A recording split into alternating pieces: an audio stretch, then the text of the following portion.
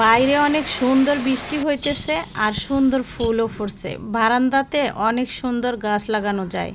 আমি তো বারান্দাতে অনেক সুন্দর গাছ লাগাইছি আর অনেক সুন্দর সুন্দর সকাল হলে গাছে আমাকে ফুল দেয়। এই যে দেখুন কত সুন্দর, মানে বেগুনি কালারের অপরাজিতা ফুল, তাও আবার ডাবল লেয়ারের, টাইম ফুল, সূর্যমুখী ফুল, গাঁদা ফুল, এরপর হচ্ছে গোলাপ ফুল, তারপর আরও অনেক ধরনের ফুল আছে, সেগুলোর আর নাম বললাম না। আর গোলাপও কয়েক পদের আছে। কষ্ট করে গাছ লাগাবেন, সুন্দর ফল পাবেন। আবার কষ্ট করে গাছ লাগাবেন, সুন্দর পরিচর্যা করবেন, সুন্দর ফুল পাবেন। তো আমি তো এইভাবে লাগাই, আপনাদেরও পরামর্শ দিলাম। এইখানে আবার আপনাদের ভাইয়া বাজার নিয়ে আসলো লাউ আর হচ্ছে সিম। এদিনে সিম খাওয়া কতটা ভাগ্যের, তাই না? আমাদের গ্রামের মানুষগুলো এখনও সিম খাইতে পারতেছে না, অথচ আমরা টাকা হলে সিম খাওয়া সম্ভব। কারণ অনেকেই হচ্ছে আগে গাছ লাগাইতে পারে না, সিম এত তাড়াতাড়িও ধরে নেয়। এটা হচ্ছে একদম সত্য কথা। যারা হচ্ছে এই সিমগুলো লাগাইছে তারা খুবই বুদ্ধিমান, অনেক কষ্ট করে হয়তো বা এই গাছগুলো পরিচর্যা করে লাগাইছে। আর সিমগুলো এই দিনে পাওয়া অনেক ভালো, সিমের সিজন আরও পরে আসবে। যাই হোক, এখন হচ্ছে বাজারগুলো আমি এটাতে নামিয়ে নিলাম। মাছও নিয়ে আসছে 1 কেজির মতো। তারপর হচ্ছে এটা হচ্ছে চিংড়ি, আর এই পাশে পাঙ্গাস মাছ কাঠায়া নিয়ে আসছে। পাঙ্গাস মাছ কাটানোর কোনো প্রয়োজন ছিল না, বড় বড় কাতলা মাছ নিয়ে আসে না কাটায়া। দেখেন তো আপনারা, আমি সেগুলো কাটি। আর এই পাঙ্গাস মাছটা কাঠায় আনছে। পাঙ্গাস মাছ আমি কাঠানোর আগে সুন্দর করে ডলে নিই। তো যাই হোক, এই পাশে আবার কালকে এক ঝুড়ি আমান ছিল। তো উপরে থেকে দেখলেন যে কম, আসলে খাওয়া দাওয়া হয়েছে, এই যার কারণে কমছে। এখন এই যে নিচে আছে, এই কাগজের নিচে আরও লেয়ার দেওয়া আছে, মানে ওইখানে আবার আরও আম আছে। তো যাই হোক, উপরের গুণ দেখালাম, নিচে আরও মানে যারা অর্ডার করছে, তো যারা যেভাবে দিছে ওইভাবেই আছে। যাই হোক, ওগুলা পরে উপরেরটি খাওয়া হলে আবার নিচেরটি খাওয়া যাবে, সম্ভবত নিচেরটি একটু শক্ত টাইপের। এই তো এখন আমি রান্না বান্না করার জন্য মাছে ভালো করে লবণ, মরিচ, হলুদ মাখিয়ে ভাজতে দিয়ে দিলাম। মাছগুলোকে গরম পানি দিয়ে ভালো করে ধুয়ে নিয়েছিলাম। যাই হোক, মাজতে পারিনি, যার কারণে অনেক সুন্দর করে ধুইছি। এখন হালকা করে ভেজে নিব। এক এক করে আমি বিছিয়ে দিয়ে দিলাম, হালকা ভাজাও হয়ে গেছে। এই পাশে আমি পেঁয়াজটা দিয়ে দিলাম, পেঁয়াজটাও ব্রাউন কালার হয়ে গেছে। এখন দিয়ে দিব হচ্ছে আদা রসুন বাটা। আদা রসুন বাটাটা 1 চামচ দিয়েছি, এখন আরেক চামচ দিলাম, মানে ছোট চামচের।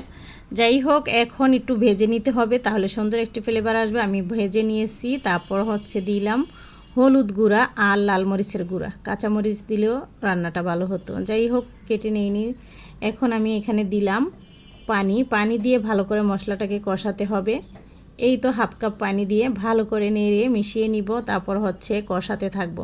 গ্যাস কিন্তু একদমই কমে গেছে, দেখতেই পাচ্ছেন, আগুন দেখা যাচ্ছে না। রান্না করতেছি, কষানো হয়েছে অনেক সময় নিয়ে, সেটা অফ ক্যামেরায়। এরপর দিয়ে দিলাম হচ্ছে করলা, তারপর সিম, এরপর হচ্ছে আলু, এসব দিয়ে ভালো করে নেড়ে চেড়ে তারপর হচ্ছে কষিয়ে নিতে হবে।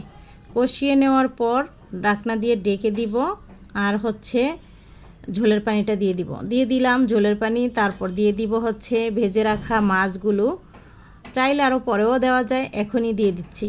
মাছগুলো দিয়ে তারপর হচ্ছে ঢাকনা দিয়ে ডেকে দিব। এক এক করে দিয়ে দিলাম। মাছের একটু তেল ছিল, সেটাও দিয়ে দিয়েছি। মাছের তেল আসলে স্বাস্থ্যের জন্য অতটা খারাপ না যতটা গরুর তেল বা রান্না করার সময় যেই বেশি তেলটা খাওয়া হয়। এখন দিয়ে দিলাম হচ্ছে চিংড়ি মাছ। চিংড়ি মাছগুলোকে একদম খোলস উঠায়া তারপর হচ্ছে লবণ, হলুদ গুঁড়া দিয়ে আর কি পানি দিয়ে কষিয়ে নিয়েছি, পরে তো বাগার দিব, যার কারণে এখন মাছটা দিয়ে দিলাম। ওই পাশে তরকারিটা হয়ে গেছে পাঙাশ মাছের, তো চুলা অদল বদল করেছি আর জিরা গুঁড়া দিয়ে দিচ্ছি, ধনিয়া পাতা থাকলে ভালো হতো। তো এখন জিরা গুঁড়াটা দেওয়ার পর আবার এই পাশে মাছটা কষানো হয়ে গেলে লাউগুলো দিয়ে দিব। এভাবে করে 2 চুলা রান্না করতে বেশি একটা সময় লাগে না, 2 চুলায় রান্না অনেক ভালো হয়। আর হচ্ছে গ্যাস থাকলে তো কোনো কথাই না, 1 ঘন্টাও লাগে না রান্না করতে। 2 চুলায় রান্না বসিয়ে দিলে সব যদি রেডি থাকে।